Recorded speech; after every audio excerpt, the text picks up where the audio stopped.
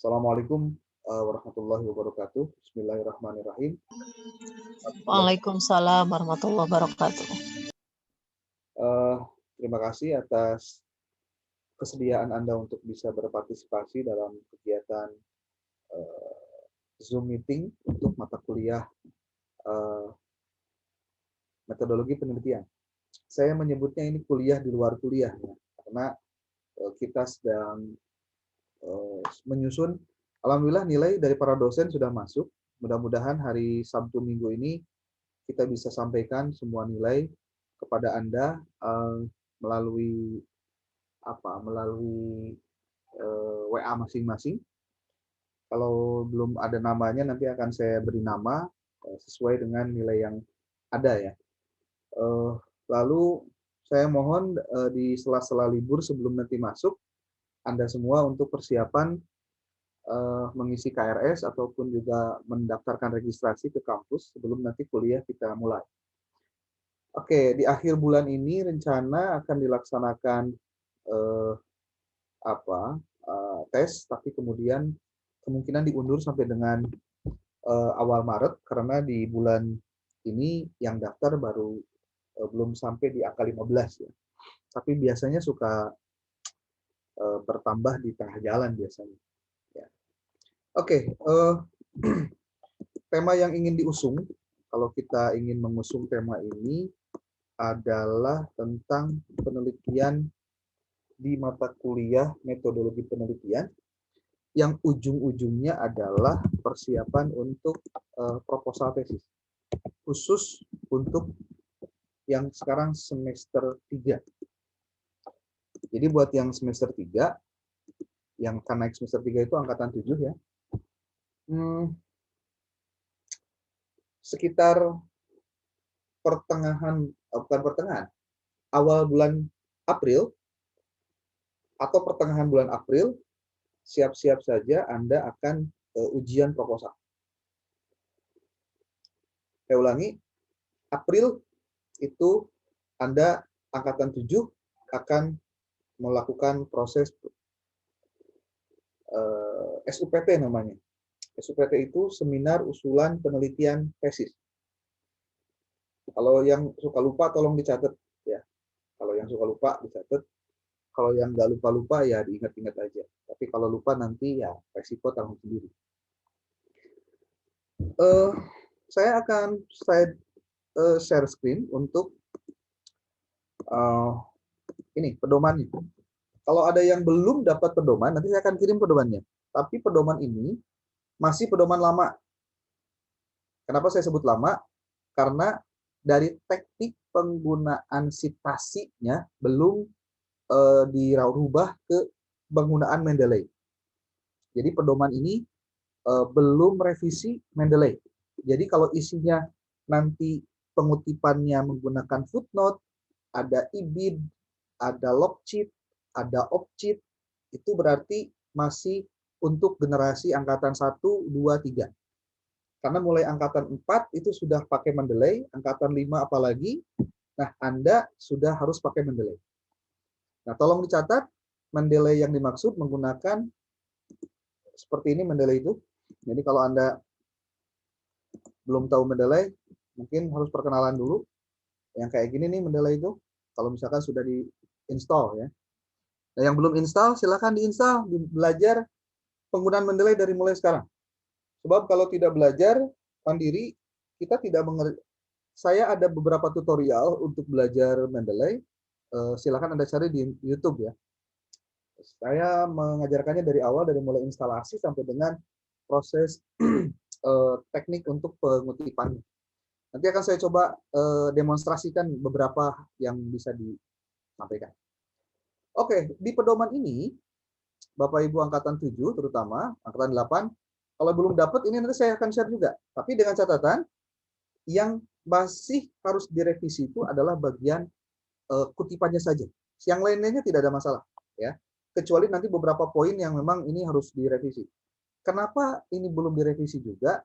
Karena memang pekerjaannya tidak mudah ngerevisi yang beginian, nggak bisa dikerjain satu orang gitu. Jadi waktunya harus khusus. Jadi makanya saya akan berikan pointer-pointer saja di mana letak yang harus direvisinya. Bapak Ibu, di buku pedoman penyusunan tesis ini sudah ada beberapa yang bisa dibaca dari mulai pendahuluan, sistematika, dan lain-lain. Saya ingin masuk di bab 2 langsung, tentang bagaimana proposal itu seharusnya dibuat. Oke. Proposal itu ada di halaman 10. Bab 2. Oke. Ini tentang sistematika penulisan proposal tesis.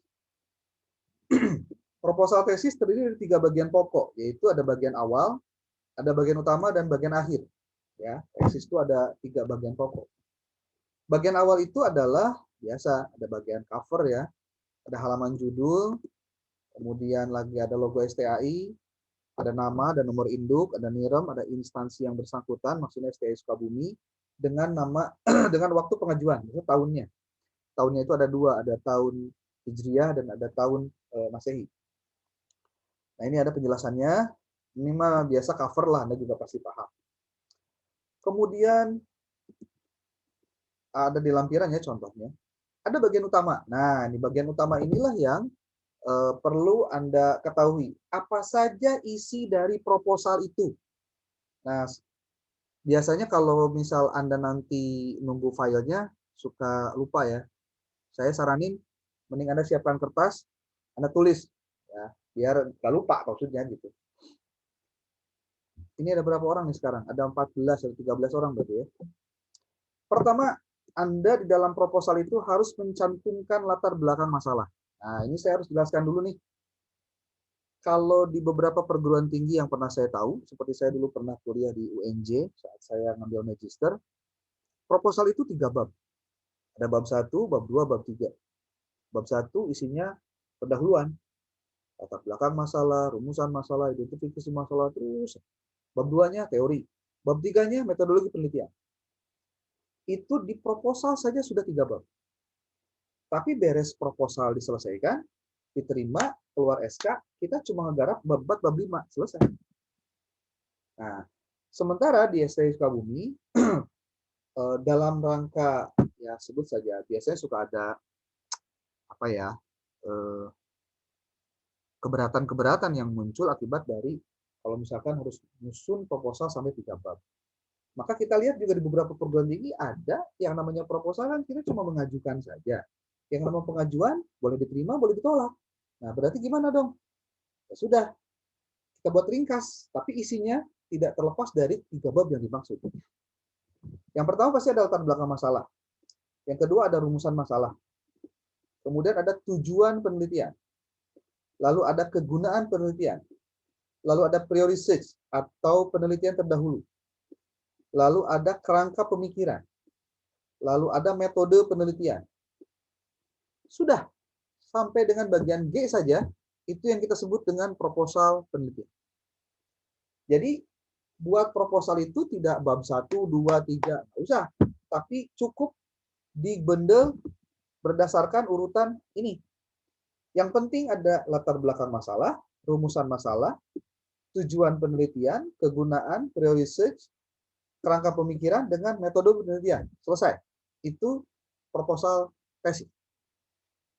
Apa laporan pertanggungjawabannya? Apakah ini disebut proposal? Ya. Jadi artinya proposal itu berarti Anda sedang mengajukan usul penelitian Anda. Namanya usul kan boleh diterima, boleh ditolak. Makanya tadi saya sudah bilang, tolong siapkan masalah, tolong siapkan judul artikel apa yang sudah Anda baca, artikel tesis apa yang sudah Anda baca yang berkaitan dengan tema tesis yang ingin Anda gali. Ini saya juga sampaikan pada angkatan 8 waktu mata kuliah di metode penelitian sebenarnya. Karena memang tahapan yang paling harus dikuasai oleh si mahasiswa ketika dia akan menyusun tesis adalah dia memahami masalahnya di mana. Kemudian tidak hanya masalah, state of the art atau kebaruan atau novelty dari penelitiannya apa. Karena jangan sampai, ini resiko yang biasanya muncul di pelaksanaan kegiatan penelitian adalah pada saat mahasiswa itu mengajukan proposal tidak dilandasi oleh dasar keilmuan metode penelitian. Akibatnya, ketika ditanya, kenapa Anda ngambil judul ini?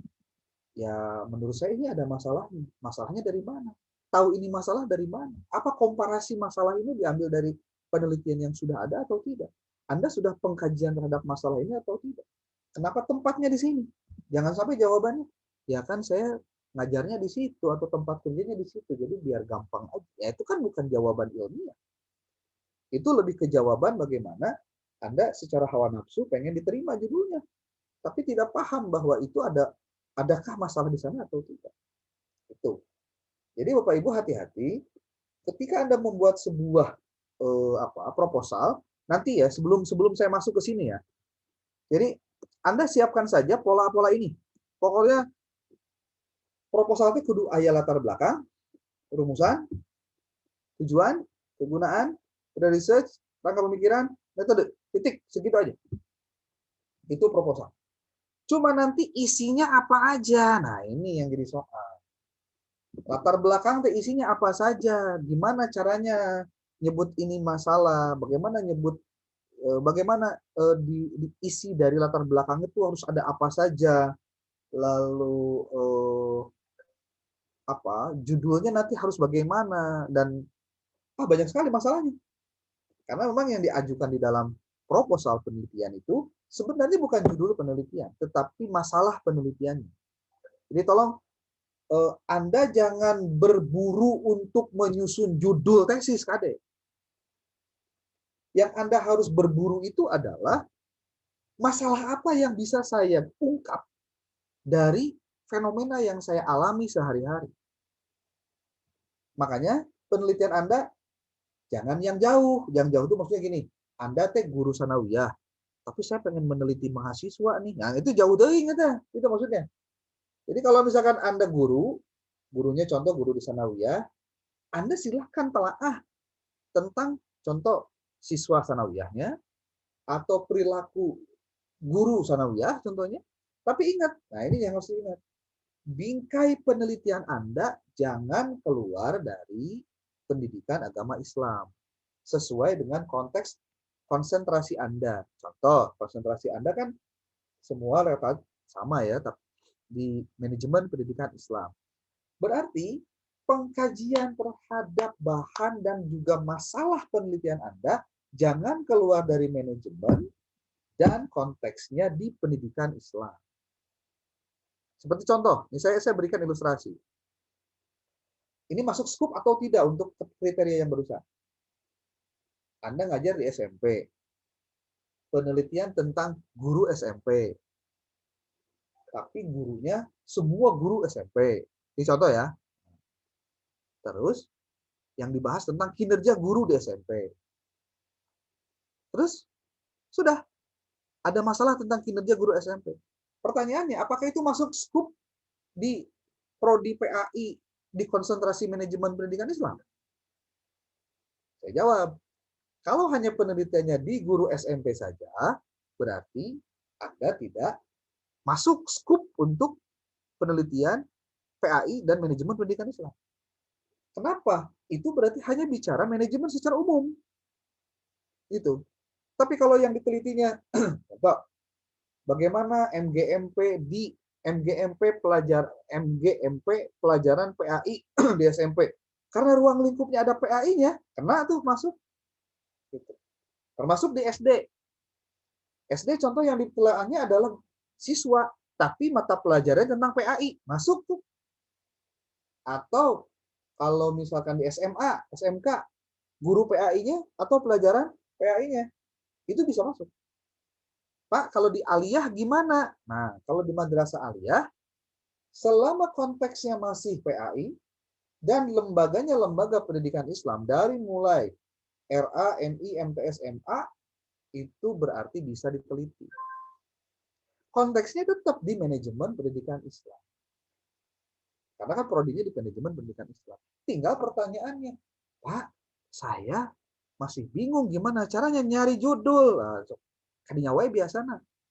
Sok karena judul wae lain karena masalahnya. Nah, saya nanti akan berikan tahapan bagaimana caranya Anda bisa menemukan novelty dari rencana penelitian Anda. Sekali lagi, Research gap itu artinya research itu penelitian, gap itu kesenjangan. Kesenjangan penelitian itulah yang nanti akan menghasilkan masalah. Nanti akan saya perlihatkan pada Anda bagaimana seharusnya itu dilakukan. Oke, sebelum jauh ke proposal dan juga teknis, mungkin ada yang mau disampaikan dulu, Mangga. Ada 17, berarti ada 16 orang ya. Ini tolong videonya dinyalain ya, yang berkenan nyala ya. Kecuali kuotanya memang kuota paket duafa ya, Mangga lah. Oke, kalau ada pertanyaan silakan. Terutama yang angkatan berapa? 7 dulu deh. Lebih baik fokus pada bab 2 tadi, Dok. Bab 2 maksudnya? Ya, fokus pembicaraan pada hari ini lebih fokus pada bab 2 aja. Bukan bab 2 tapi tentang proposal gitu. Ya. Oh iya, iya. Pasti, karena memang itu tujuannya. Tujuannya itu. Oke. Tadi saya di WA sudah pernah menuliskan untuk Anda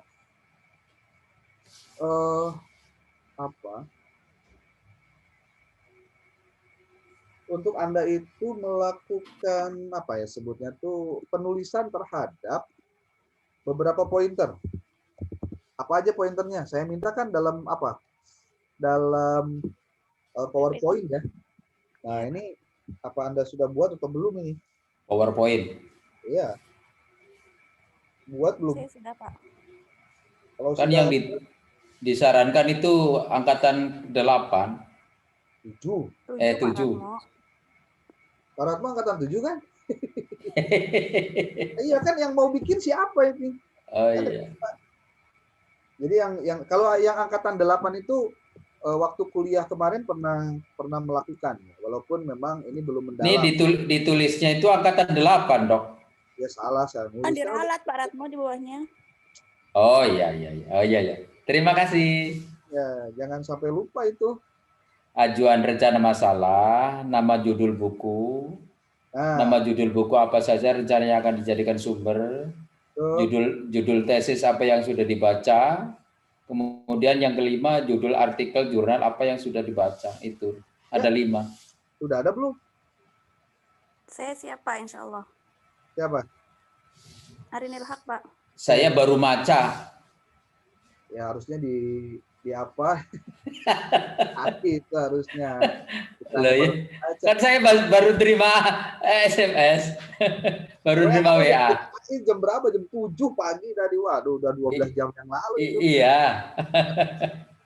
Ini coba saya ngabsen dulu nih yang angkatan 8, angkatan 7 dulu deh. Ada berapa orang nih? Pak Ratmo, Bu Afifa, siapa lagi?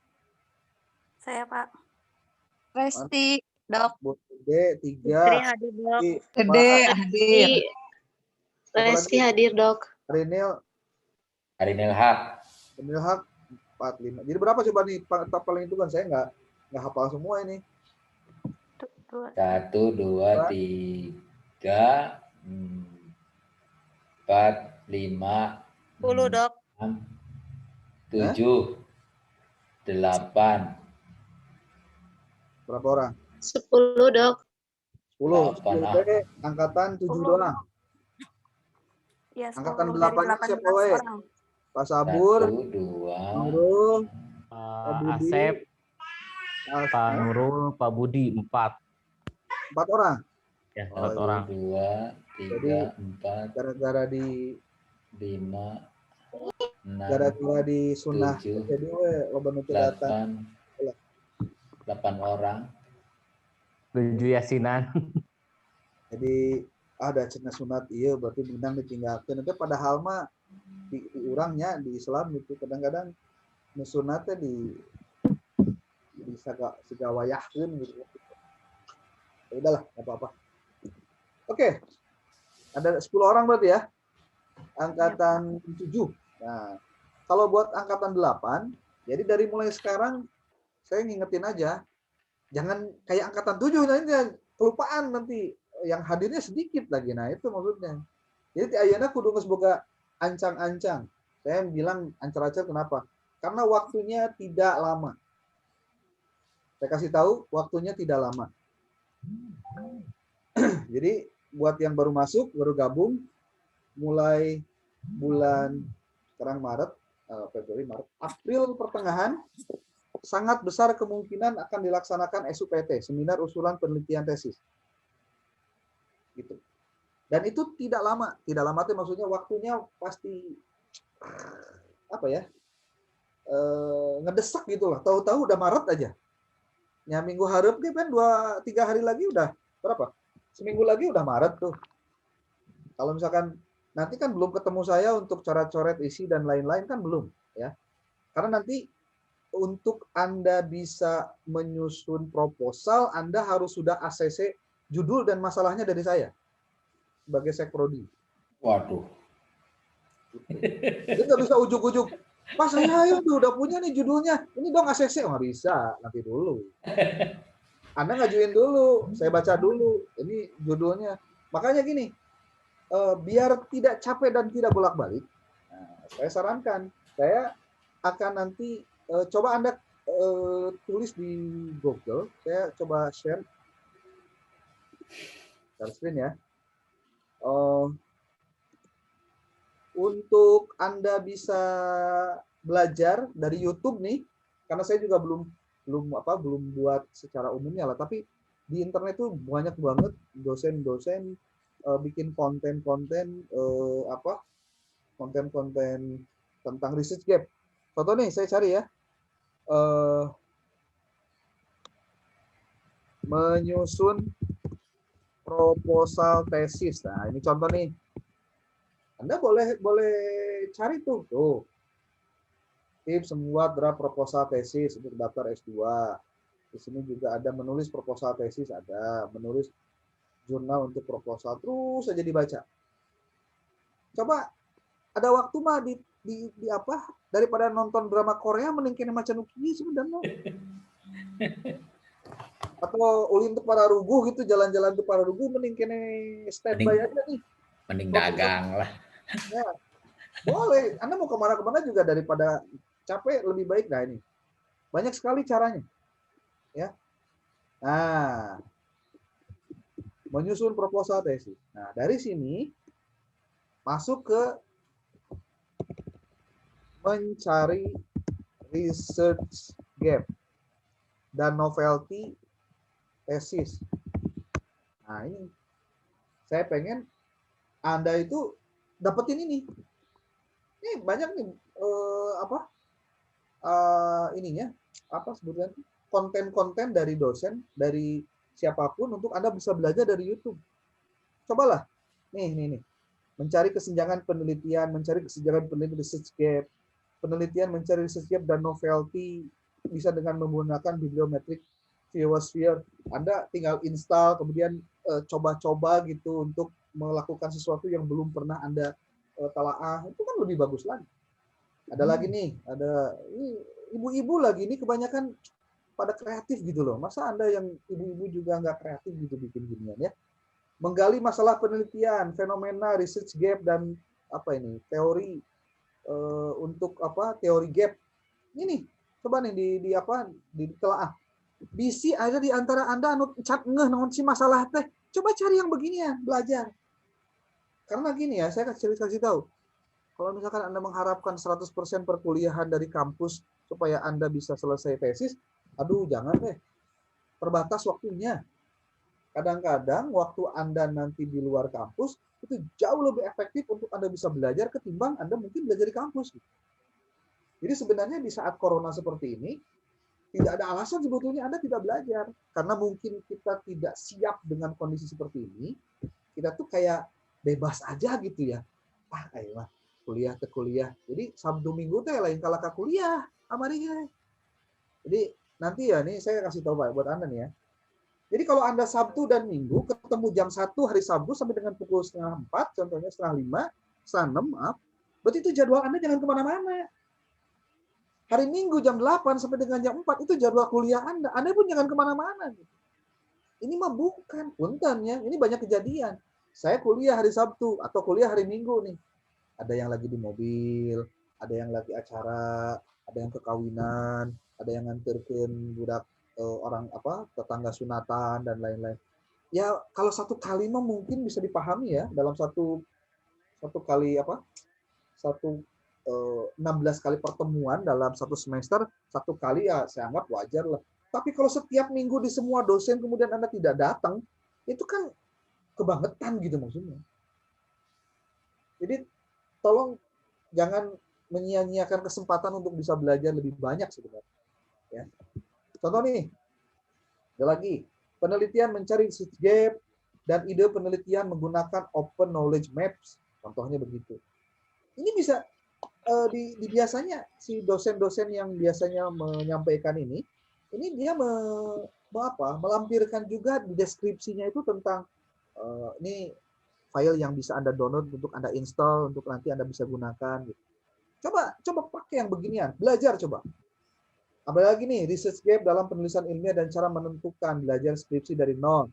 Skripsi iya mah sama aja, mau skripsi mau tesis, untuk tahapan ini Anda bisa belajar. Kalau saya contoh sering bicara research gap itu apa sih? Coba Anda cari di Google. Tuh research gap itu apa? Ternyata banyak juga yang jelasin. Nih ada ibu-ibu dosen nih, Bu Eka.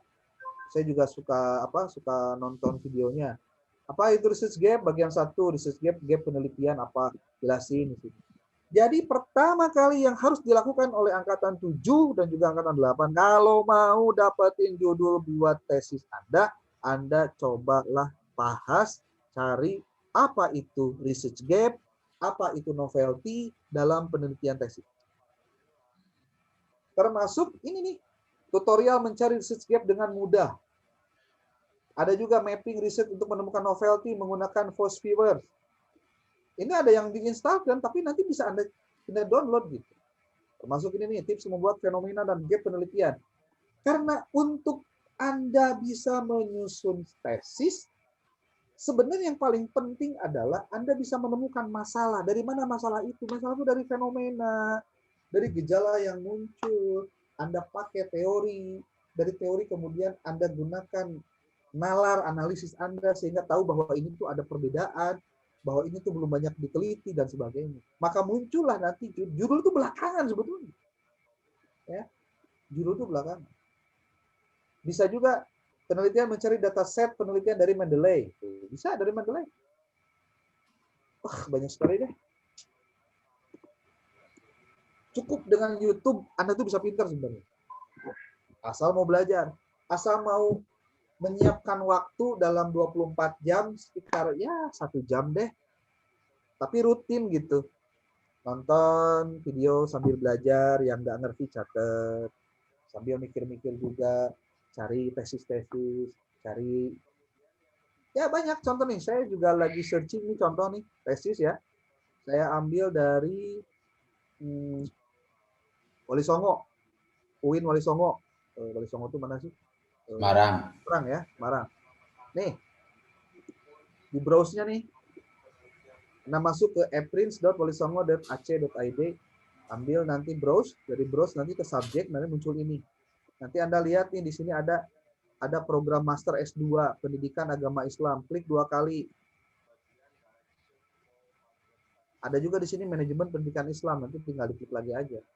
Tuh, 2019 ada 11, 2018 ada 4. Anda bisa cek lagi. Nih. Di sini nih. Apa aja yang ada tuh? Oh, judul-judulnya ini nih. Oh, peran Kiai Haji Dahmad Salim Zahran pengembangan pembelajaran membaca Al-Quran, metode qiraati di Indonesia. Ada juga pola pendidikan agama anak-anak pemulung, pengembangan perangkat pembelajaran, penguatan pendidikan karakter religius melalui program apa di sini, kurikulum pendidikan nilai-nilai anti korupsi, studi di SMA Islam, bla bla bla bla bla. Ini tesis nih, ya, tesis. Ada juga nih yang baru 4 buah tahun 2018. Judulnya apa aja? Kehidupan beragama peserta didik Muslim SMP Plus, kualitas implementasi, internalisasi nilai karakter, peran. Nah, ini baru satu dari perguruan tinggi, belum dari tempat lain. Banyak banget. Anda mau penelitian tentang apa temanya? Berarti Anda harus cari dulu, adakah orang-orang sebelum saya yang sudah melakukan penelitian hal yang sama. Makanya kenapa tadi dalam pointer untuk di PowerPoint-nya itu mencantumkan judul tesis, maksudnya bukan hanya judul ya, nama penulisnya, judulnya, tahunnya, identitasnya, nanti itu dengan hasilnya, metodologinya dan lain-lain. Nanti ada formatnya sebetulnya kalau Anda mau untuk membahas dan mengkaji itu. Anda sebetulnya tinggal cukup baca abstraknya saja, Anda bisa paham ini isinya apa gitu. Karena abstrak itu hakikatnya adalah intisari dari tesis secara keseluruhan. Karena di situ ada latar belakang, pendahuluan, ada metode, ada tujuan, kemudian ada metode, kemudian ada hasil dan kesimpulan. Gitu. Oke. Memberikan penjelasan yang runtut kepada pembaca, kepada editor, Ini kepada siapa yang bocor nih suaranya?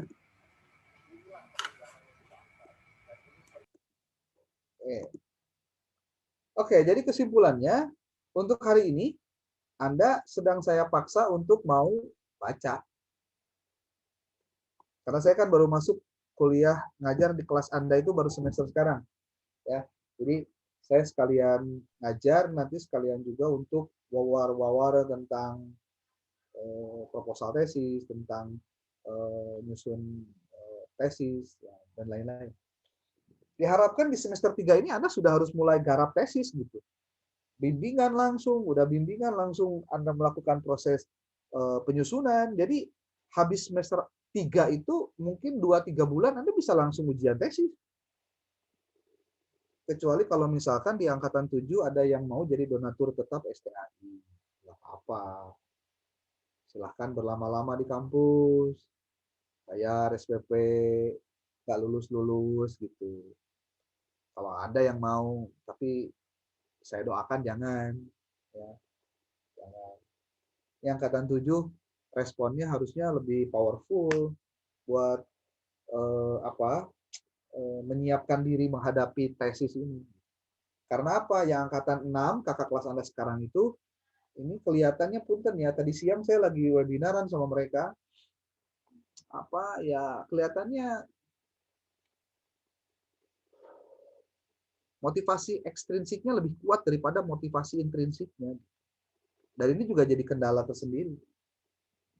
Saya harus katakan pada Anda itu kalau kuliah harus punya motivasi intrinsiknya jauh lebih kuat ketimbang motivasi ekstrinsik.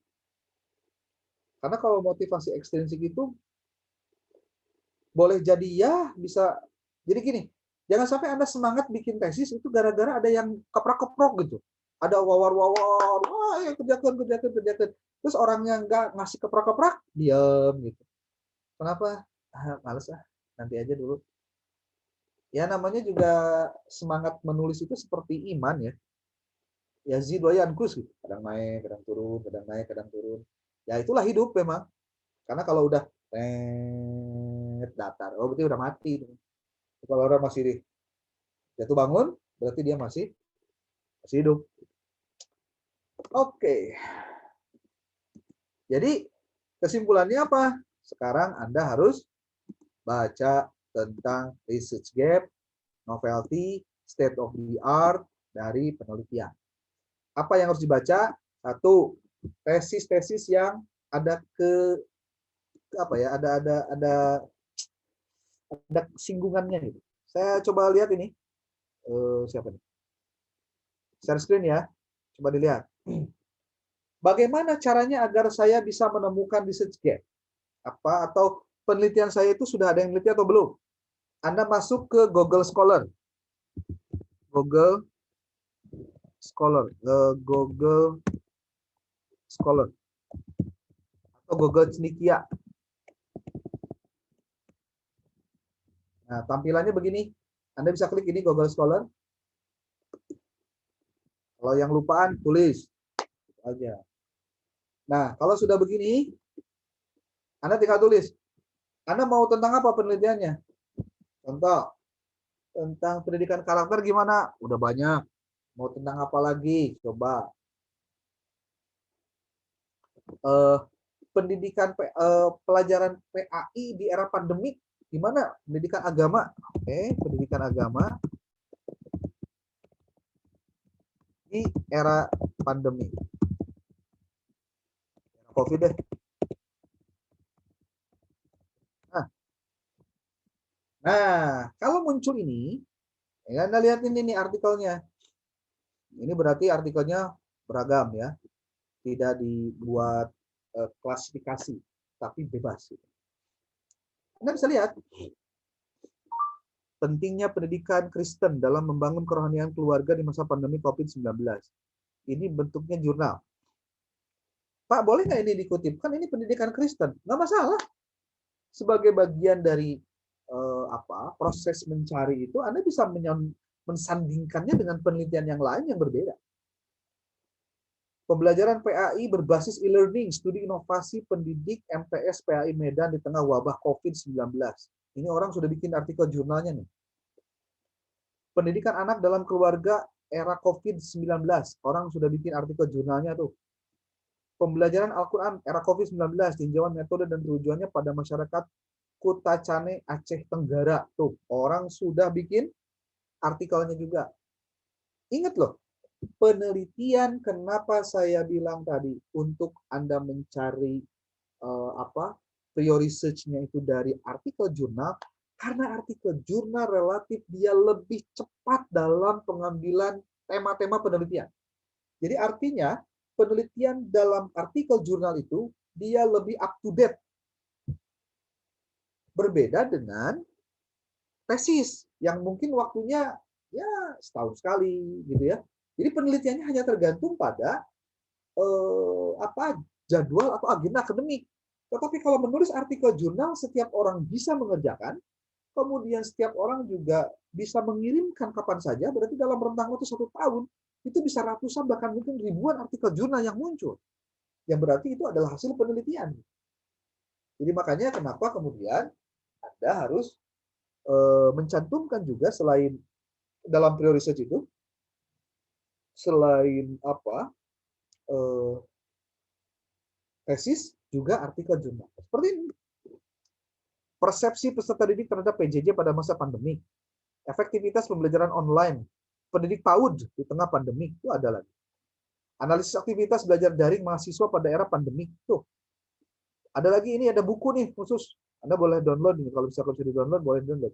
COVID-19 perspektif pendidikan. Ini kayaknya boleh nih. Anda silakan download. Kalau misalkan bisa di-download ya. Kita coba nih, bisa di-download nggak?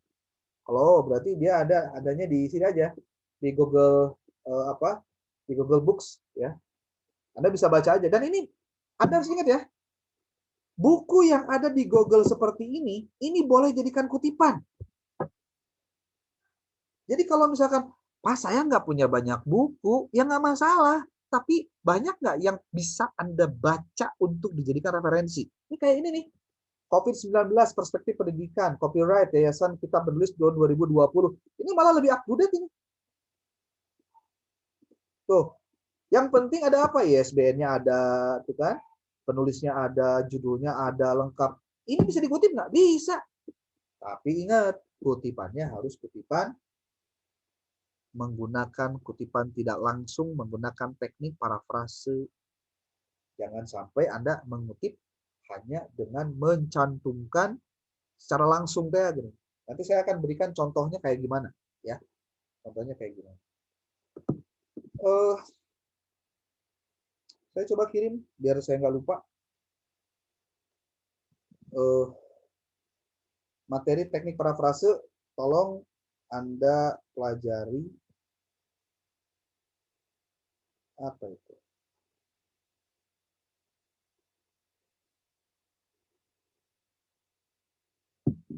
Bentar, saya kirim ke grup ya.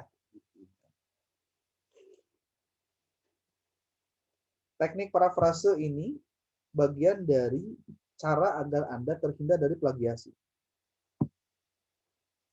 Angkatan 7, angkatan 8 saya masukinnya di metode penelitian aja ya.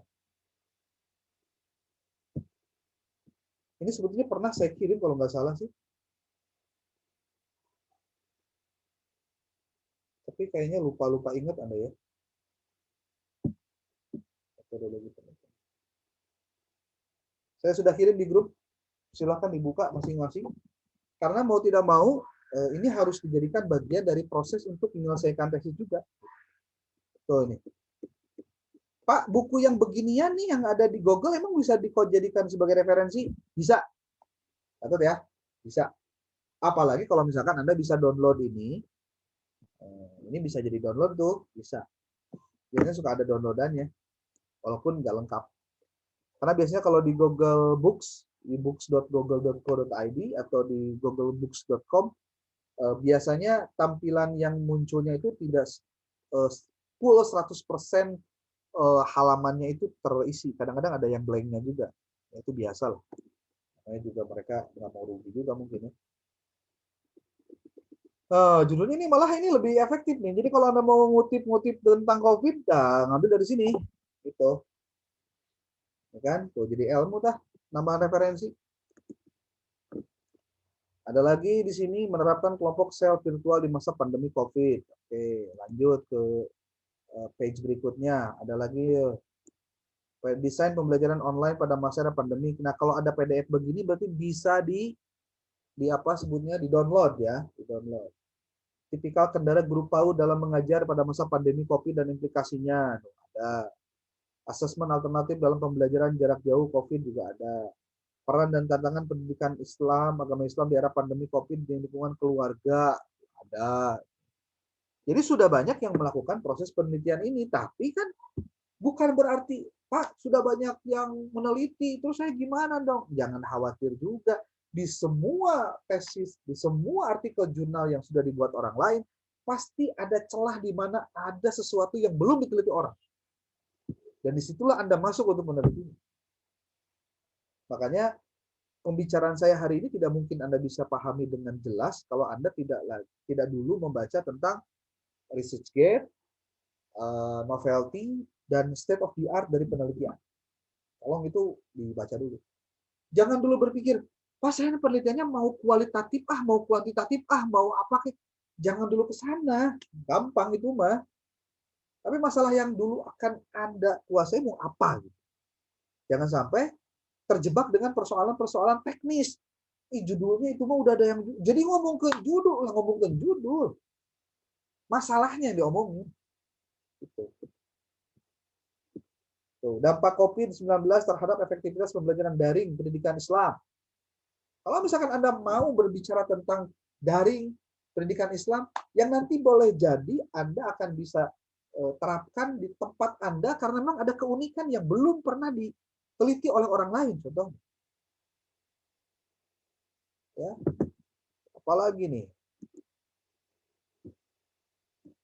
Pengaruh teknologi pembelajaran kuliah online di era COVID dan dampaknya terhadap mental mahasiswa. Perlu nggak ini diteliti? Bisa wae, baca dulu aja. Why not? E-learning berbasis virtual classroom di era COVID-19. Kreativitas mengajar guru pendidikan agama Kristen di masa COVID. Persepsi mahasiswa PAUD terhadap kuliah online di masa pandemi. Pembelajaran bahasa Inggris pada anak di sinkron Islam. Ini mah beda lagi. Penggunaan media online dalam proses belajar mengajar PAI di masa pandemi COVID. Studi pustaka dan observasi online. Tuh. Jadi sebenarnya Anda tidak perlu capek dan riwah sebetulnya untuk mencari bahan. Ada lagi nih yang ini kan menggunakan Google Scholar ya. Saya akan berikan lagi yang mungkin kalau Anda yang belum install Mendeley akan kerepotan. Tapi kalau yang sudah install Mendeley, Anda tinggal cari saja judul-judul artikel-artikel yang Anda maksud itu di sini nih. Nih, diklik ya di literatur search. Anda boleh cari. Anda tinggal tulis di sini judulnya apa. Tadi pendidikan agama ya, pendidikan agama di era COVID-19. Kalau Anda enter, dia akan mencari artikel-artikel yang ada hubungannya keywordnya dengan pendidikan agama, dan era COVID. Tunggu sebentar, lagi nyari dulu. Ibaratnya lagi pusing-pusing dia. Kalau Anda yang sudah pernah belajar tentang Mendeley, belajarlah untuk menggunakan Mendeley dengan maksimal. Caranya gimana? Gampang. Di YouTube banyak sekali tutorial Mendeley. Anda tinggal tulis di sininya cara belajar Mendeley pemula. Pemula itu mah. Pemula deh. Oh, banyak banget. Tutorialnya ada tuh. Kalau misalkan Mendeley pakai nama saya, nanti muncul nggak? Biasanya suka saya sih.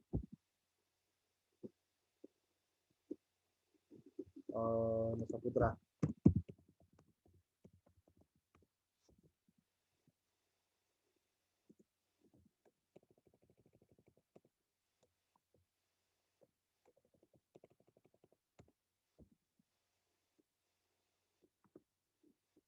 Nah ini nih, bukan. Webinarnya Just Mind Talk, tapi Just Mind Talk yang ke-1. Yang ke-1, kedua kalau nggak salah.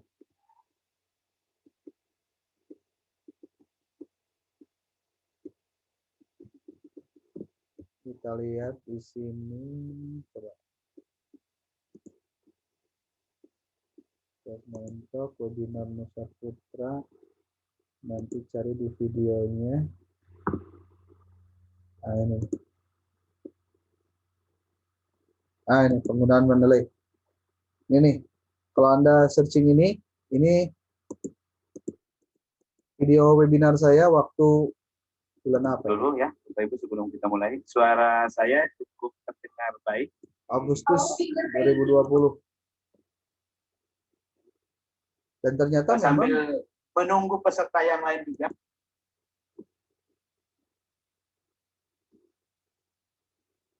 Beliau, terutama untuk para peneliti, Mendeley untuk. Nah ini Lebih banyak menyerap informasi dari hasil kita. Saya berikan waktu sepenuhnya untuk Bapak Dr. Haji Mulyawan S. Nugraha, MAG MPD, untuk menyampaikan sebuah materi yang berjudul pemanfaatan Mendeley dalam penulisan karya tulis ilmiah. Kepada beliau disilakan. Ya. Assalamualaikum warahmatullahi wabarakatuh. Terima kasih Pak Dr. Jasmansyah yang sudah memberikan waktu untuk saya. Ini kalau mereka yang mau belajar, nanti saya kawan-kawan peserta, linknya. Ini juga dari Universitas Nusa Putra Sukabumi. Terima kasih sudah memilih. Ini materi-materinya memang materi yang ya artinya cukup ini ya, cukup lama, tapi ya harus belajar juga sih. Ini saya mau kirim di ini ya, bentar. Di pengelola jurnal.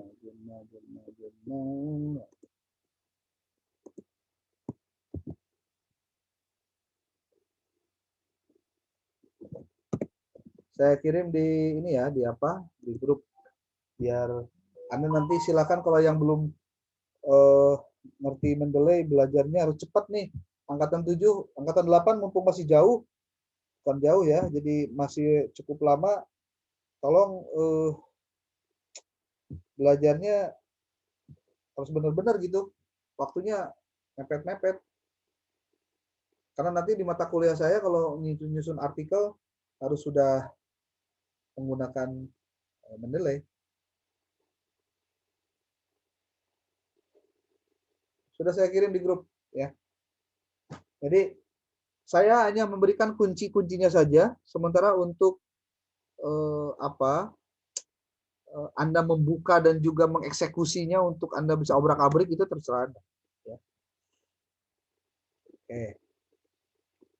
Di sini ada pertanyaan nih buat dari Pak Sabur. Kalau Anda mau nanya langsung di chat aja boleh ya, saya bacakan. Pak Sabur nih, bagaimana batas toleransi dalam wilayah kajian penelitian yang akan kita ambil jika ada kemiripan dengan penelitian sebelumnya? Kaitannya dengan objek penelitian, variabel penelitian, dan tempat penelitian. Pertama, tidak boleh persis sama, itu yang penting. Kenapa tidak boleh? Ukuran normatifnya adalah berarti sepertinya kita tidak kreatif mencari masalah yang lain. Dan tujuan kita itu bukan untuk membuktikan apa yang sudah dilakukan orang itu berhasil atau tidak, bukan. Yang akan dilakukan oleh kita itu adalah pengembangan hal baru yang belum dilakukan orang. bukan membuktikan yang dilakukan orang lain itu benar atau tidak, bukan hanya itu. Jadi sekali lagi, batas toleransinya dari sisi variabelnya tidak boleh persis sama. Pak, kalau saya sama, tapi bedanya di metodologinya. Lain lagi ceritanya, berarti metodologinya berbeda. Jadi boleh jadi judulnya persis sama atau ada kesamaan, tetapi ketika metodologinya berbeda, caranya berbeda, lain lagi ceritanya. Contoh, perbedaannya bukan di perbedaan jenjang ataupun tempat saja. Contoh, ada judul X pengaruh terhadap Y bla bla bla di MTS. Anda ngambilnya di Madrasah Aliyah contohnya. Itu mah cuma ganti nama kucing jadi kucing gitu aja. Awalnya siram jadi semut gitu aja. Itu berarti tidak ada perubahan apapun. Hanya mengubah objeknya dengan nama yang sama. Walaupun jenjangnya kan beda, Pak. Betul. Tapi kan itu alasan Anda supaya diterima aja gitu. Terus dilihat dari tempat penelitian, ya betul, tidak boleh jenjang hanya berbeda jenjang. Karena apa? Karena terindikasi dikhawatirkan lebih besar kemiripannya daripada perbedaannya. Ya. Nggak ada suaranya gimana, Bu Dede? Sakit tariknya. Dengar nggak suara saya, Pak, Bu? Ada Pak, Dok, masuk Dok. Bu Dedenya lagi dipijit. Ada Mas. Jelas, Dok. Jelas. Karena isi sinyalnya kapijit ya, Kade. Kapijit kayak jadi gitu ya, Mas Abur. Jadi dari objek, dari materi, saya lebih menekankan dari sisi perbedaan variabel dan metodologinya. Seperti yang kemarin dilakukan oleh Bu Hajah Aini ya, Bu Dr. Aini di SPAI. Ini saya kutip lagi nih, karena bagi saya ini sesuatu yang baru gitu. Ketika dia menggunakan metodologinya dengan pakai NVivo untuk penganalisisannya, itu sesuatu yang belum pernah dilakukan, makanya diterima gitu tesis disertasinya. Makanya kalau saya boleh bermimpi untuk Anda nih yang angkatan berapa? Angkatan 7, angkatan 8, cobalah penelitiannya itu pakai metodologi yang menggunakan analisis yang lain gitu. Pakai NVivo. Gimana cara NVivo? Ada di dalam apa ini? Di dalam apa? Di dalam Mbah Google tentang bagaimana caranya untuk belajar NVivo itu ada. Bagaimana itu dijadikan sebagai analisis penelitian. Saya kalau NVivo memang bayar ya, karena berbayar, tapi ada yang gratisnya. Saya malah mau kasih buat Anda yang gratisnya. Aplikasi namanya atlas.id gitu. Itu buat analisis tesis. Gila banget kalau saya kuliah lagi, saya kayaknya mau pakai itu gitu. Kalau misalkan saya ada yang ngasih beasiswa gitu ya, orang liar ngasih beasiswa S3 gitu, saya penelitiannya pasti saya pakai itu. Karena apa? Bagus dan belum banyak yang pakai. Itu. Kalau pakai SPSS yang kayak gitu itu biasa ya. Tapi ya buat Anda nih saya kasih tahu untuk angkatan ke-6 sekarang, angkatan 6 yang sedang tesis, saya sudah menganjurkan untuk mereka melakukan proses analisis datanya itu dengan menggunakan mixed method. Mixed method itu ada masalah kuantitatif dan kualitatif. Itu. Ya. Assalamualaikum, Dok. Hapunten. Yo, gimana? Ini suaranya nggak keluar kalau di saya tadi gambarnya nggak keluar. Ada lagi. Sekarang suaranya agak keluar. Jadi nggak kedengeran. Kumahanya. Nah, Eta lepat makeatkeun jika nama. Ayah TDD. Hungkul. TDD. Kalau yang lain itu aman-aman saja, berarti satu mungkin kendala sinyal. Yang kedua coba ganti pakai itu pakai HP. Ih, udah ada lagi ini. Dia kunyam hongkol tadi gambarnya tuh ayah ya Allah ya Rob. Sinyal. Ya, tuan. Ya, tuh nuhun. Izin Dok, boleh bertanya? Ya, Dok. Baik, Assalamualaikum warahmatullahi wabarakatuh. Saya Nurul Fajri dari angkatan 8, Dok. Mungkin dari semester 1 sampai dengan hari ini ada beberapa hal yang memang sedang saya lakukan, yaitu yang pertama tentang masalah studi komparasi, Pak, antara dua instansi yang berbeda, tapi dalam satu jenis, yaitu salah satunya antara madrasah aliyah dengan SMA, dan sama-sama negeri. Dan di situ studinya adalah bagaimana membandingkan keberhasilan dari tingkat pendidikan keagamaan secara umum, bukan antara ini aliyah karena memang ada Al-Quran, hadis, fikih, dan akidah akhlak, sedangkan di SMA cuma hanya PAI. Nah, yang jadi permasalahannya kemarin yang memang saya kurang jelas, Dok, bagaimana cara menstudi komparasi di saat memang dalam satu jenjang yang beda, satu jenis, tapi berbeda hasil. Karena kalau di aliyah, itu ujung-ujungnya kalau berhasil karena ada pelajaran akidah akhlak gitu. Tapi kalau di tingkat SMA, berhasil tapi tidak ada akidah akhlak. Ya, berarti penelitiannya jangan gini. Penelitian itu kalau komparasi harus apple to apple. Ya. Kalau tidak apple to apple, pasti distingsinya itu lebih gede gitu. Distingsi itu artinya nilai perbedaannya itu jauh banget. Jadi artinya asumsi si peneliti sebelum penelitian itu terbukti. Jadi artinya kayak entong Browning dilakukan penelitian, memang dilakukan penelitian, geus kanyawan jawabanna. Tapi kamu selain penelitian, Pak. Paham gak maksudnya? Jadi, jangan sampai kita sudah punya jawaban, padahal kita belum penelitian. Contoh, ngebandingkan aliyah dengan SMA. Dari sisi keberhasilan apa tadi? Pendidikan karakternya. Nah, pendidikan karakter. Kan variabelnya banyak. Gitu.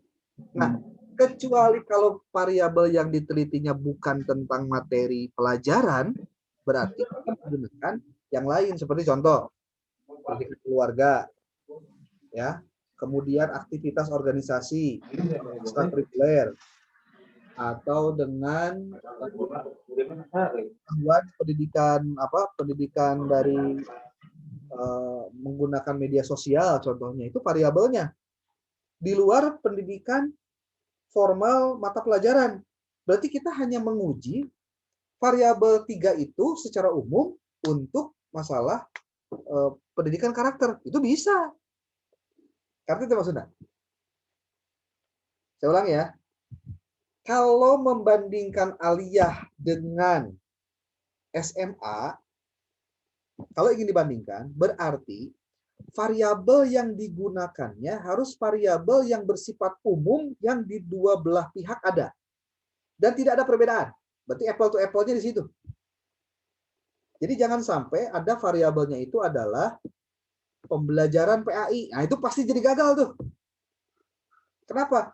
Karena kalau pembelajaran PAI, bobot di aliyah dengan bobot di SMA itu beda.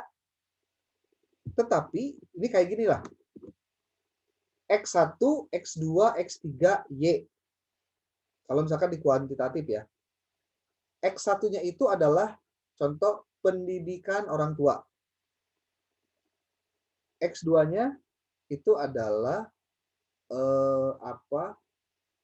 kebiasaan mencari di media sosial, informasi di media sosial. X3-nya itu bicara tentang aktivitas di luar sekolah. Pengaruhnya itu terhadap apa? Terhadap tingkat pendidikan karakter mereka. Gitu. X1, X2, X3, Y. Kalau itu variabel-variabelnya, berarti itu bisa digunakan. Walaupun jenjangnya SMA dengan aliyah. Kenapa? Karena variabelnya tidak ada yang terkait khusus langsung dengan pembeda tadi.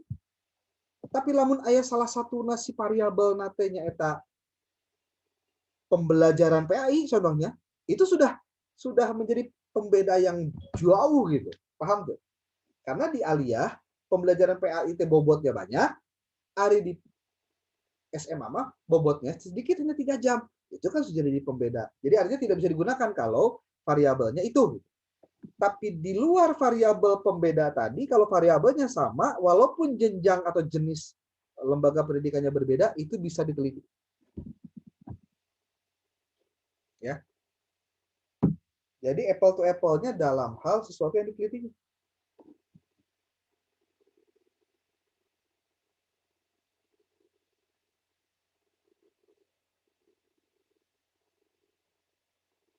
Oke, ada lagi?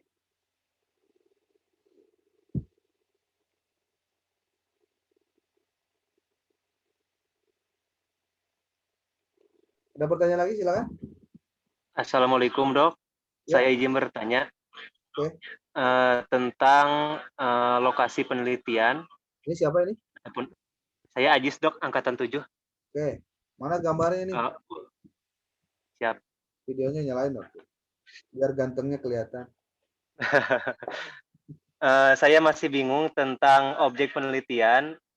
Di dalam penelitian itu, khususnya di STAI, apakah harus di dalam lembaga pendidikan ataupun boleh misalkan di masyarakat begitu? Oke. Tergantung Anda mau ngambil fokusnya di masyarakat juga tentang apa. Adakah keterkaitan dengan ke-PAI-an? Dengan manajemen pendidikan Islam? Itu aja dulu pertanyaannya. Mau tentang apa gitu. Nah, saya kasih tahu nih, ada judul menarik angkatan 5 kemarin. Itu tentang nilai budaya, tentang internalisasi nilai-nilai sabilulungan di kampung budaya yang di Kerudampit. Nah, itu kan masyarakat yang diteliti. Tapi itu dikaitkan dengan pendidikan karakter. Bisa. Jadi judul tuh. Jadi kalau pertanyaan Anda tadi, boleh nggak di masyarakat? Boleh. Tapi pertanyaannya, ada kaitan apa masalah yang ditelitinya? Variabelnya tergantung terhadap apa? Gitu. Itu aja, Pak. Jadi jangan khawatir. Boleh nggak? Boleh. Tapi ada nilai keunikan tidak dari yang akan Anda teliti untuk bisa dijadikan sebagai tesis? Ya, jangan sampai, pokoknya saya mah hayang nu iya judulnya. Nah, itu ulah gitu, jawaban gitu. Jadi salah nate, salah dari awal gitu. Ya. Oke, next. Siapa lagi? Saya sekarang open dulu deh sebelum saya masuk ke detail ini nih. Apa tadi itu? Nih, latar belakang apa aja sih? Nah, ini saya mau jelasin dulu tentang latar belakang ya. Kan mau bikin proposal nih ceritanya angkatan 7.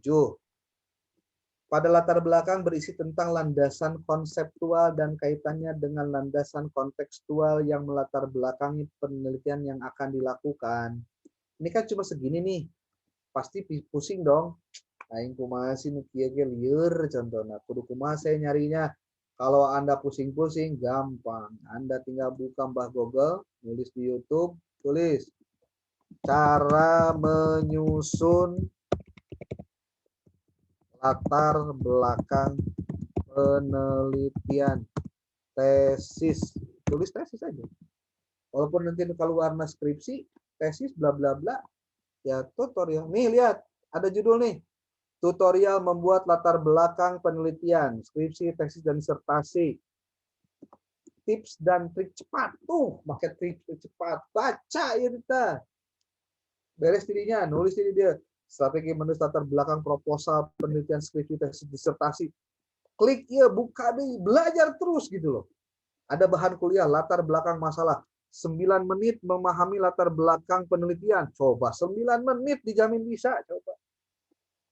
Cara menulis latar belakang masalah kuantitatif. Cara menyusun latar belakang skripsi dan penelitian. Cara membuat latar belakang skripsi. Wajib 5 bagian pada latar belakang skripsi yang lengkap. Pak, iya mah skripsi kumaha teu naon, baca udah isinya mah sarua. Cara membuat latar belakang masalah pada skripsi, baca juga. Cara menyusun penelitian terdahulu untuk skripsi dan penelitian kualitatif, baca. Anda bisa bayangkan kalau Anda 1 hari dalam 2 jam saja Anda nonton YouTube tentang latar belakang masalah, molotok metodologi penelitian. Cuma kan masalahnya kita mah alasan teh gening lah Pak Budi ya. Aya gitu tak alasan itu. Mau ditanya tuh kumaha ya, aduh Pak jadi betah. Aduh Pak ucing gering, separuh pai. Saya mencoba untuk tidak mengexcuse apapun alasannya ya. Tidak merespon apapun alasannya. Kenapa? Karena kalau saya respon alasannya, nanti semuanya juga akan minta alasan untuk agak dimafhumi gitu. Jadi jangan sampai saya harus memafhumi semua alasan-alasan Anda gitu maksudnya. Jadi mending kena ini mah kayak kacamata kuda, bereskan tesis, bereskan proposal, loba maca, bawa nonton YouTube tentang metode penelitian. Makanya sih terpinter. Ini ada sih. Mempeng ke pandemik gitu maksudnya. Jadi malam hari ya, saya juga tahu lah malam hari kan waktunya istirahat.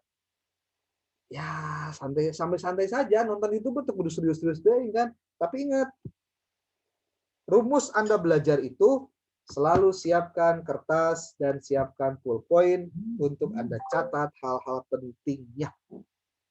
Karena kalau tidak dicatat, idza hufidhofar wa idza kutibakor. Lamun dihafal biasanya sok hilang. Lamun ditulis biasanya sok nerap, sok lila, sok. Nah, tulis berarti. Oke. Nih, itu baru satu, Bu. Tentang apa? Latar belakang masalah. Aing liur masalah oge nya. Nah, yang kedua, rumusan masalah. Nah, ini saya selalu mengatakan untuk rumusan masalah adalah penjelasan tentang apa yang menjadi masalah dalam penelitian yang akan dipecahkan. Rumusan masalah itu biasanya dalam bentuk kalimat tanya ya. Nih, kualitas dari sebuah penelitian tergantung dari rumusan masalahnya. Jadi kalau rumusan masalahnya salah, standarnya rendah, pasti nilainya juga nggak terlalu baik. Rumusan masalah dapat dipraktikkan adalah rumusan tentang masalah yang dapat dilaksanakan pada praktek nyata. Nah, di sini sudah masuk pada pembahasan apakah Anda mau melakukan penelitiannya dengan melalui pendekatan kuantitatif atau kualitatif atau mixed method. Nah, saya kalau misalkan judul-judulnya yang berkaitan dengan internalisasi, efektivitas, implementasi, ataupun apalah ya, efisiensi, bla bla bla, itu saya pasti arahkan untuk penelitiannya mixed method. Seperti yang kemarin kita waktu belajar dengan Pak Tahrir, dan ini pilot project-nya ada di angkatan 6 sekarang yang sedang mengerjakan tesis. Jadi Anda bisa belajar juga dari angkatan 6 nanti, tapi Anda juga harus bisa mencari dulu cara-caranya gimana. Oke, rumusan masalah nih. Masih bingung juga? Tetap aja banyak belajar. Anda bingung-bingung terus, Anda nanya ke saya, Pak, ada link YouTube yang supaya saya bisa belajar tentang tesis enggak sih? Nah, saya kasih tahu nanti. Ya.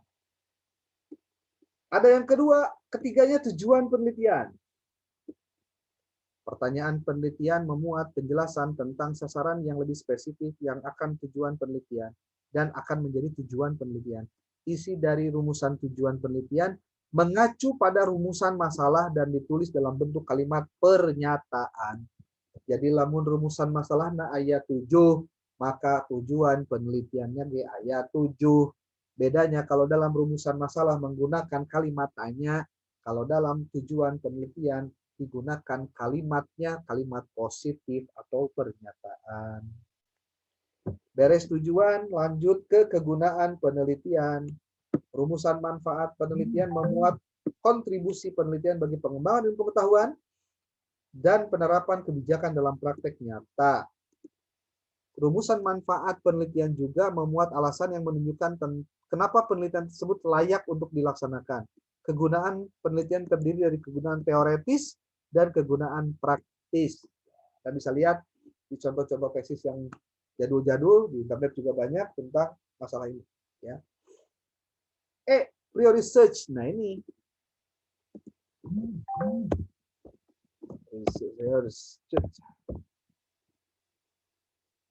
Prior research atau penelitian terdahulu memuat uraian sistematis tentang hasil-hasil penelitian yang didapat oleh peneliti terdahulu dan yang ada hubungannya dengan penelitian yang akan dilakukan. Dalam penyajian ini hendak ditunjukkan bahwa permasalahan yang akan diteliti belum terjawab atau belum terpecahkan secara memuaskan. Di bagian ini peneliti menunjukkan posisi masalah penelitian yang diajukan dengan penelitian terdahulu yang telah ada. Nah, saya mungkin akan memulai ini dengan membuat sebuah tulisan. Ini nih.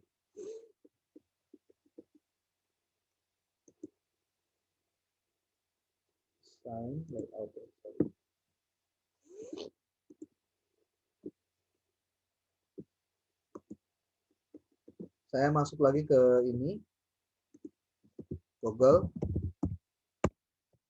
Saya bisa tulis di sini untuk mencari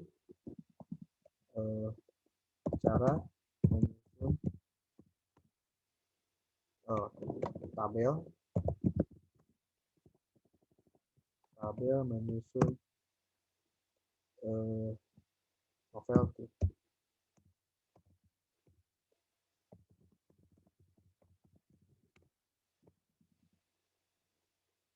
Ini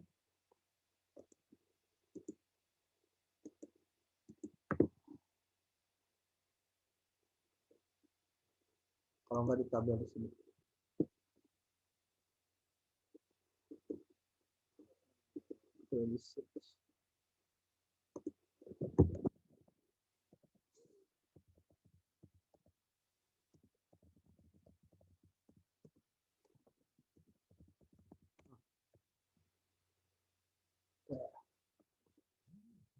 Kalau belum ketemu juga nanti saya akan buatkan khusus buat Anda.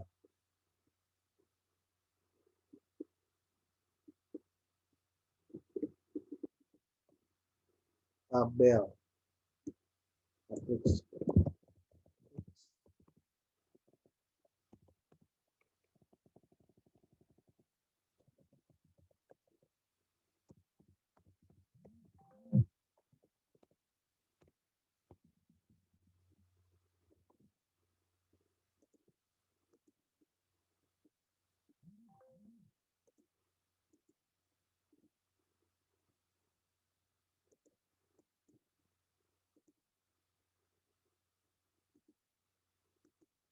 Oke, bentar.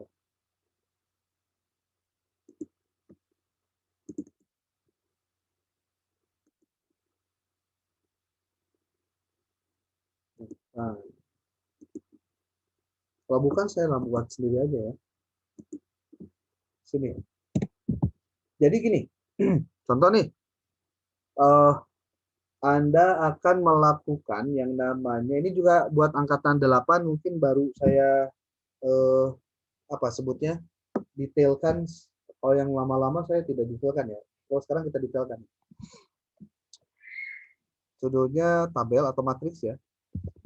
Matriks Prio Research.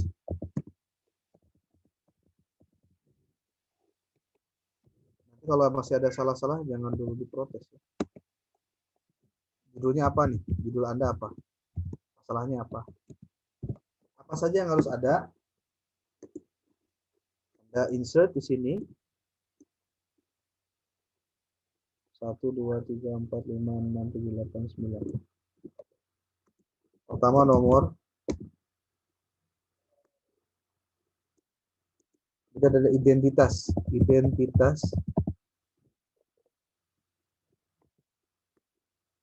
Oh, jenis dulu boleh di sini identitasnya. Jenis research. Identitas. Tahun. Ini yang paling penting tahunnya juga.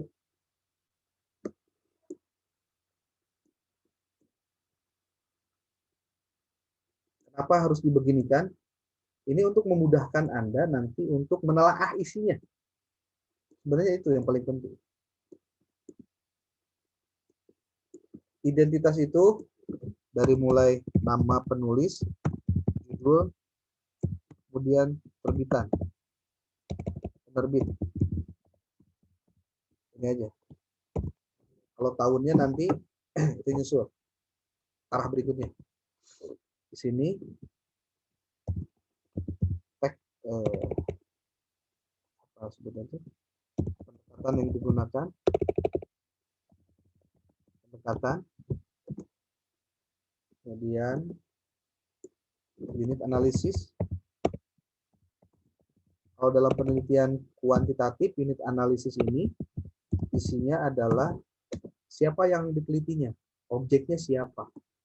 Kalau misalkan di penelitian kuantitatif itu lokasinya di mana, berapa orang, itu masuknya di unit analisis. Ya. Lalu di sini teknik pengumpulan data. TPA aja ya, TPA. TPA-nya apa? Kemudian di sini teknik analisis data, PAD. Kemudian temuan. Temuannya apa? Termasuk temuan tuh simpulan. Ya. Kemudian di sini keterangan.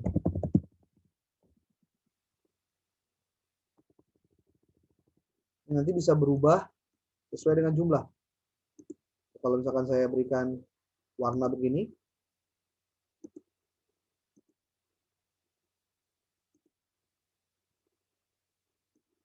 ini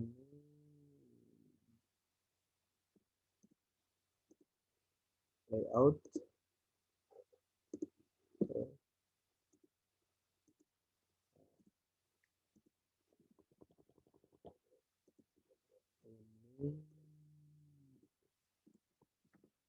contoh nomor 1. Ini judulnya apa dulu nih? Contoh judulnya itu tentang pembelajaran daring. Pembelajaran PAI daring di era COVID-19.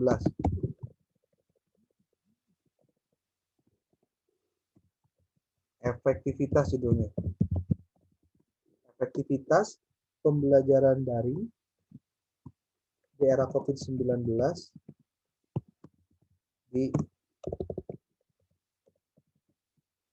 pada siswa madrasah aliyah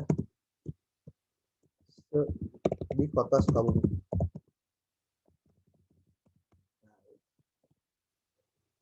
Berarti Anda penelitiannya ke semua siswa madrasah aliyah. Kalau ternyata PAI kan kalau di madrasah banyak ya, wah repot. Udah SMK aja deh, SMK negeri di kota Sukabumi. Contoh aja ya. Kita pengen tahu sebetulnya efektif nggak sih pembelajaran PAI daring di era COVID ya? Ini contoh aja nih, ini judulnya Anda sudah pengen gebes banget gitu ini untuk mencari penelitian dengan judul ini.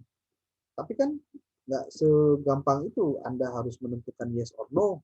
Berarti Anda harus juga mencari apakah orang lain sudah pernah melakukan penelitian dengan cara yang teknik yang sama. Nah, carilah contohnya di Google Scholar atau di Google Scholar jangan dulu di ini nih di apa nih di literatur review di Mendeley tuh tadi udah banyak ya keluar. Sekarang masuk lagi. Kita pengen tahu, udah banyak juga. Tuh. Coba lihat. Efektivitas pembelajaran daring mata pelajaran PJOK. Kita makan PAI. Nah, di MTSN 2 Semarang selama pandemi COVID. Ada efektivitas pembelajaran daring berbasis masalah berbantuan geogebria terhadap kemampuan penalaran bla bla bla. Yang ginian perlu untuk diteliti lebih lanjut.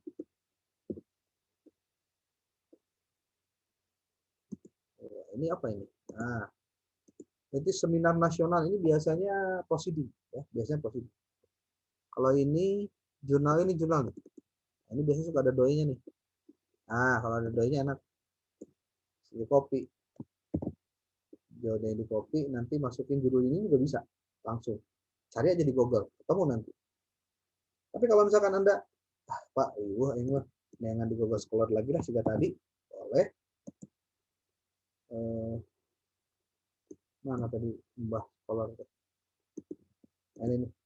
Nanti nggak masukin ke sini, copyin, foto Sukabumi hilangin, atau mungkin masukin aja karena boleh jadi ada yang sudah penelitian di Sukabumi. Siapa tahu. Nah, tuh muncullah kelas daring online selama pandemi di SD. Tuh. Kalau SD sudah ada. Di sini di mana nih? Implementasi saintifik kurikulum pada kelas menengah. Peran penggunaan menemukan nilai peningkatan ini bisa di copy. Copy aja nih.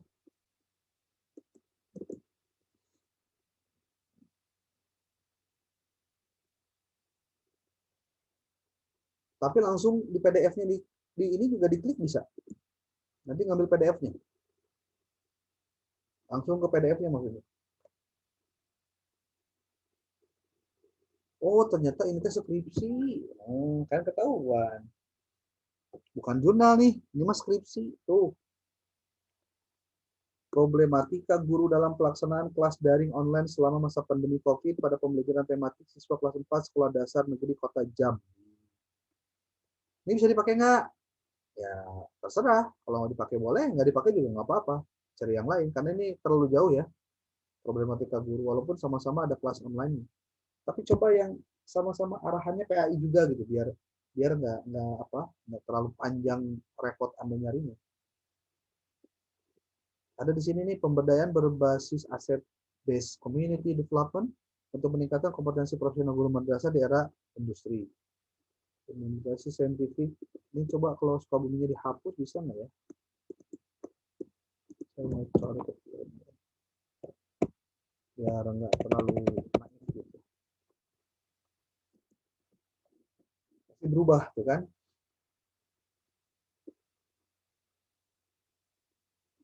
Nih, manajemen pembelajaran dalam meningkatkan efektivitas proses belajar mengajar di masa pandemi COVID. Pembelajaran daring menggunakan metode information search, metode pembelajaran interaktif. Ini PAI nih. Nah, ini PAI bisa nih. Nah, kita cari. Tuh.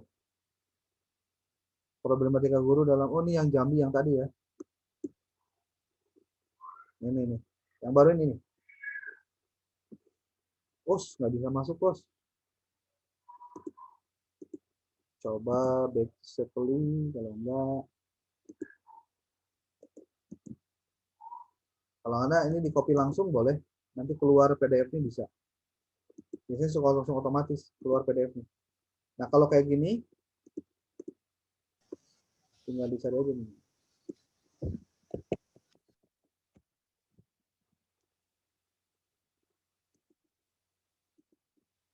Oh, nggak bisa masuk, ada masalah di ininya, di apa? Di webnya. Pendampingan pemanfaatan teknologi dalam desain pembelajaran daring pada MGMP PAI SMK. Nah, ini bisa. Ada SMK-nya, ada PAI-nya. Ada COVID juga tuh kan udah pada nyambung tuh. Apa sih yang sudah dilakukan orang ketika judulnya kayak gini, sementara saya pengennya kayak tadi tuh. Efektivitas pembelajaran PAI melalui daring pada SMK Kota Sukabumi. Orang udah ada yang meneliti tentang yang lain. Nah, itu Anda tuh sedang mencari nilai pembedanya di mana. Jadi artinya Anda ingin meyakinkan apakah penelitian Anda itu masih relevan dengan penelitian yang dilakukan orang lain. Contoh,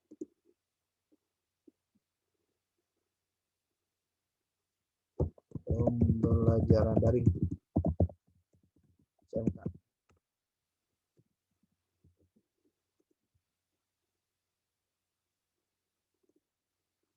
Ya nggak dibuka di ini ya, saya bukanya di sini. Tuh, judulnya apa nih? Pendampingan pemanfaatan teknologi dalam desain pembelajaran daring pada MGMP PAI di masa pandemi COVID. Tuh. Ini laporan penelitian. Boleh nggak dipakai? Boleh. Kan Pak harus artikel, harus jurnal. Tidak hanya artikel dan juga tidak hanya tesis. Tapi laporan penelitian seperti ini pun bisa dipakai. Bapak mau Yuk. nanya. Oke. Kalau OCB itu masuknya ke jurnal yang berhubungan dengan organisasi atau bukan? OCB itu apa? Organizational citizenship behavior, perilaku kewargaan dari warga organisasi gitu, member of organization gitu. Ya boleh aja dicari. Udah ada yang meneliti belum itu? Itu aja. Sudah ada, cuma Afif barusan tuh cari di jurnal, memang Afif baru datang sebetulnya, jadi baru sempat nyari juga. Dicari teh nggak ada gitu, jadi kategorinya ke organisasi itu tidak ada, barusan di yang Google Scholar yang kata Bapak teh ya, yang itu dicari teh nggak ada di situ yang kategorinya ke organisasi gitu. Oke. Ya kalau tidak ada berarti kan Anda melakukannya duluan tuh, itu aja. Tapi itu belum maksimal kalau belum dicari di tempat-tempat lain pokoknya. Tempat lainnya di mana maksudnya? Coba cari di Sinta, jurnal Sinta, nanti bisa ketemu. Atau kalau nggak ngerti, ini aja, tulis aja di Google deh. Limbah Google, nih tulis di sini nih. Nah, tulis di sini. Penelitian tentang apa? OCB. Ya.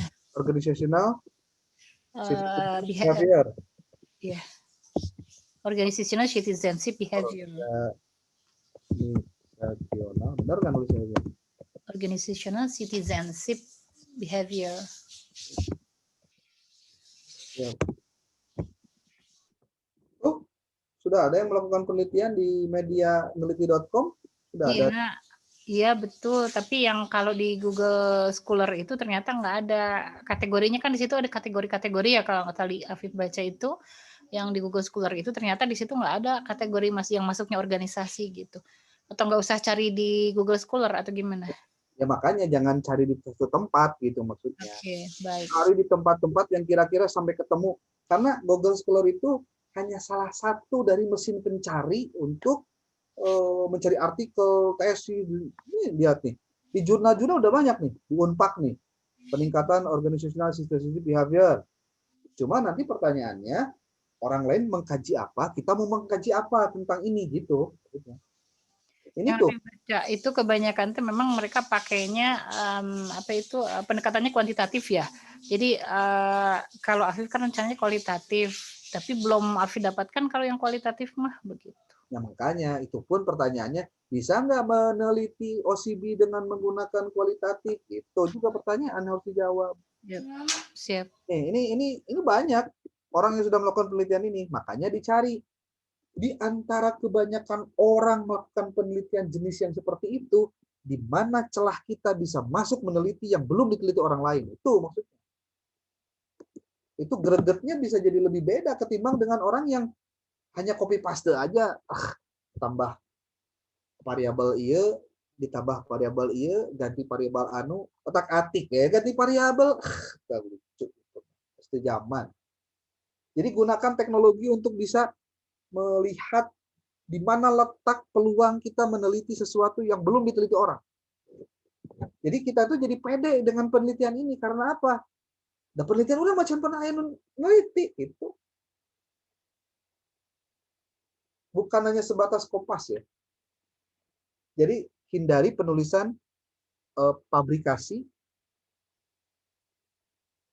duplikasi, replikasi.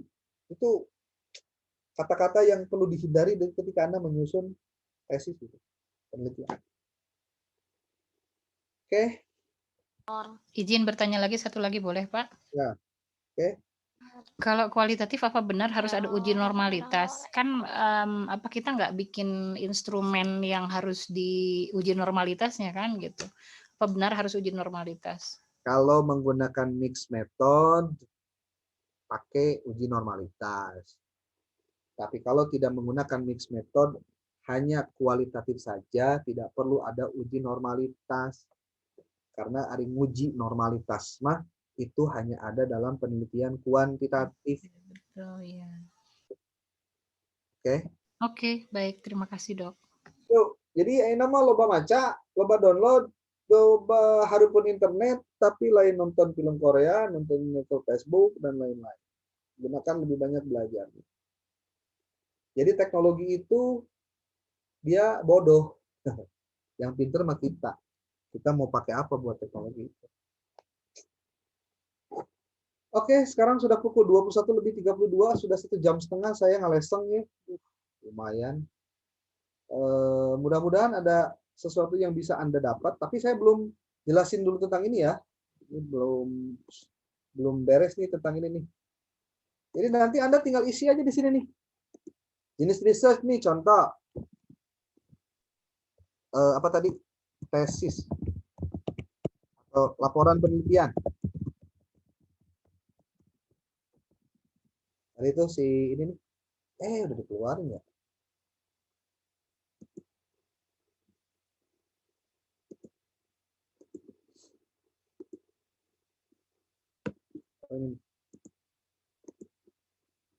Nah, ini nih. Judulnya pendampingan manfaat teknologi bla bla bla bla di era Covid. Judulnya ini tulis. Tapi masukin ke dia. Namanya nanti terakhir. Judulnya aja dulu.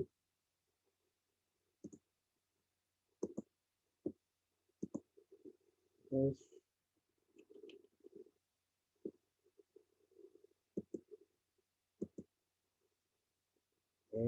udah. Oke nih. Penulisnya siapa aja? Ketuanya aja nih tulis. Muhammad Asrori.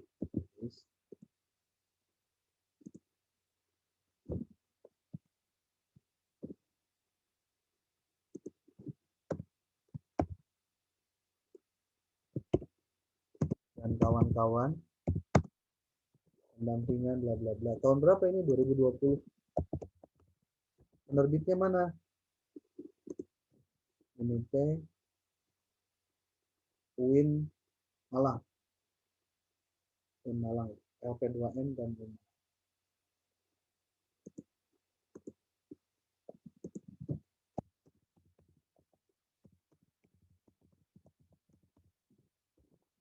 Nah, pendekatan yang digunakan apa? Tinggal dibaca di sini.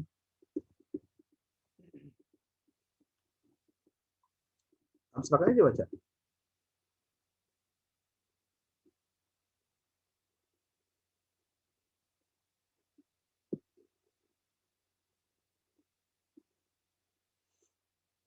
Metode PAR.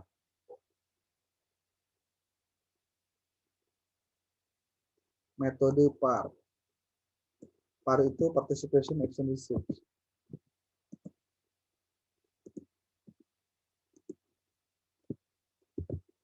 Di sini, di alat analisis datanya, menggunakan PAR. Unit analisisnya siapa?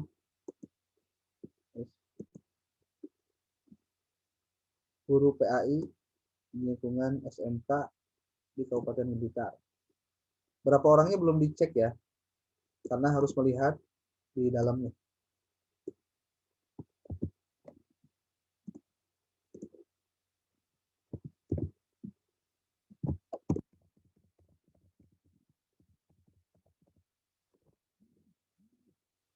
Pendekatannya belum, nanti dibahasnya di belakang.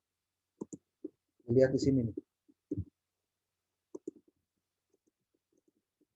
Di sini nggak bakal ketemu, ketemunya di sini.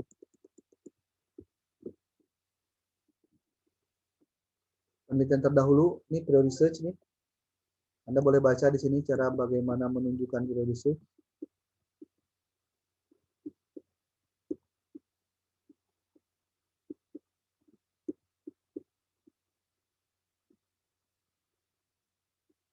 Nah, metode dan teknik analisis data dengan pengabdian berarti menggunakan pendekatan. Nah, pendekatan yang digunakan ini menggunakan research. Berarti ininya pendekatan.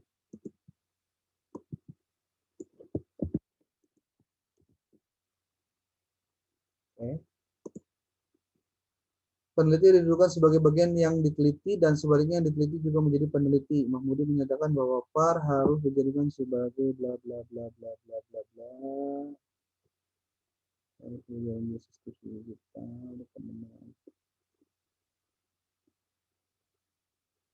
Kita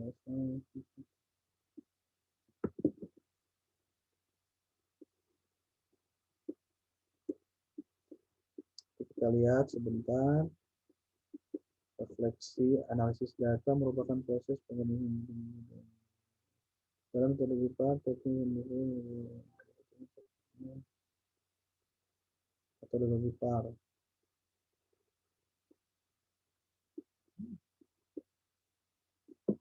Ini sama juga. Kalau analisisnya teknik menggunakannya di sini par juga. Simpulan temuannya apa? Nanti Anda bisa lihat di sini. Kajian teoritik, panjang. Lihat kesimpulannya aja.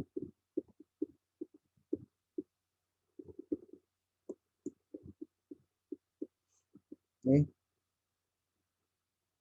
Ini kesimpulan. Belum hasilnya. Kalau hasilnya nanti di atas. Kalau perlu dia lihatnya di abstrak aja nih.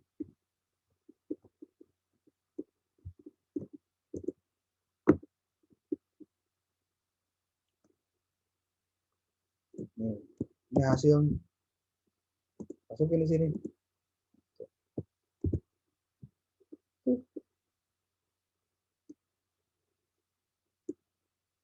Kalau Anda mau nanti file ini saya akan kirim ke Anda ya. Nah ini hiji-hiji Pak di atas tulis. Masukkan deh di sini. Untuk nomor 2 apa jenisnya? Cari dari tesisnya atau cari lagi artikelnya atau cari laporan penelitiannya, dapat ini. Tulis lagi ini. Nanti Anda akan menulis seperti ini nih. Nih penelitian terdahulu. Research ya. Coba kita lihat bareng-bareng nih. Semua yang masih ngantuk, yang udah ngantuk pakai pentul korek deh digitukan ya panonnya. Kedap. Kajian penelitian terdahulu yang menjadi acuan dalam pelaksanaan pengabdian ini yang pertama dilakukan oleh ini. Dia sudah ada orang yang sudah melakukan penelitian sebelumnya tahun 2018. Judulnya ini. Tujuan penelitiannya adalah untuk ini. Terus ini baru satu. Ini kedua, penelitian kedua nih. Kalau ini mah ditulisnya dinarasikan. Ada urang mah tadi dibuat kotak-kotak gitu supaya bisa ketahuan letak perbedaannya di mana baik gitu. Ini juga sama. Ini ketiga. Terus kesimpulannya apa? Ini keempat. Tuh, opat. Ini yang kelima. 5. Keenam. 7. Nah, terus ada kalimat ini. Ini yang sebetulnya, nah ini yang ingin saya tekankan dalam pre-research itu nanti Anda harus nulis ini nih. Merujuk dari penelitian terdahulu yang dicantumkan di atas, memang pada dasarnya memiliki kesamaan pola berkenaan dengan pemberdayaan teknologi dalam menunjang pendidikan. Akan tetapi dalam proposal ini memunculkan kekhasan jika dibandingkan dengan penelitian terdahulu yang disajikan, yakni teknologi yang diberdayakan menggunakan berbagai aplikasi, yaitu aplikasi telekonferensi yang meliputi Webex, Skype, Zoom, Google Meet, Jitsi Meet, aplikasi video pembelajaran seperti Bandicam, PowerPoint, PowerRec, Animaker, Plotagon, dan aplikasi evaluasi pembelajaran daring menggunakan Kahoot, Google Form, Mentimeter, dan Upsheet. Dalam hal ini, para guru yang menjadi subjek penelitian dilatih untuk mengembangkan keterampilan dalam menggunakan berbagai aplikasi untuk membantu pembelajaran daring pada masa pandemi COVID-19. Jadi pembedaannya di sini sebenarnya nih. Nah itu Pak. Jadi di antara tadi dijelaskan ayat 7 buah kegiatan penelitian yang dilakukan orang lain, tuh Anda bisa memposisikan judul Anda ada di mana di sini. Termasuk mungkin kalau misalkan Anda menggunakan metode PAR, berarti di sini Anda juga harus menggunakan metode PAR juga. Saya pikir untuk sementara itu saja dulu sebagai bahan untuk nyampe ke apa tadi? Pre-research ya, pre-research. Biasanya yang jadi soal itu yang beginian nih, pre-research itu. Jadi saya juga tidak mau terjebak dengan masalah matrix pre-research ini. Ya. Tapi ini sebetulnya membantu Anda untuk nanti tinggal di copy paste, diasupkan deh karena judul Anda beres tuh. Itu aja. Oke, saya pikir demikian. Mohon maaf, hampir setengah lebih. Ya, gimana? Pedoman yang tadi mohon dikirim. Oke, tapi dengan catatan dibaca aja dulu ya. Nanti saya revisi dulu sesuai dengan kalau sudah selesai. Tapi ini bakal lama sih revisiannya karena harus waktunya khusus. Siap. Pasti bedanya hanya di ini aja, di apa? Menggunakan mendelainya saja, ya. Ya, siap, Dok. Oke. Saya pikir demikian. Terima kasih. Apa itu? Salamun. Oke, terima kasih. Assalamualaikum warahmatullahi wabarakatuh. Waalaikumsalam. Waalaikumsalam warahmatullahi